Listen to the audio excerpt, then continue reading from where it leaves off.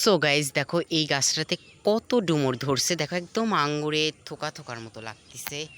তো আমি কাছে যাইতাম, কিন্তু এ দেখো পানি সকাল থেকে তো সেই বৃষ্টি হয়েছে, গিয়েছিলামও একদম পা ডুবে গেছে। এখানে পা দিছি একদম ডুবে গেছে। আর এ দেখো কত ডুমুর ধরছে। আর গাইজ এ দেখো এটা হলো কলমচার গাছ, কলমচা ধরছে। এ দেখো অনেক, কিন্তু এখনো পাকে নাই, আগাতে অনেক আছে, একটাও এখনো পাকে নাই। আর গাছ দেখো এইটুকু একটা গাছে 3টা কাঁঠাল ধরেছে, তোমাদের আগেও একবার দেখাইছিলাম, তখন ছোট ছিল। আর যে এই রাস্তাটা আমার খুবই পছন্দের, দুই পারে এ দেখো কি সুন্দর দিঘি আছে, এপারে একটা, এপারে পুকুর আছে, এখানে মাছ চাষ করে। আর এখানে পদ্ম ফুল ছিল তো এক সময়, অনেক ভালো লাগতো।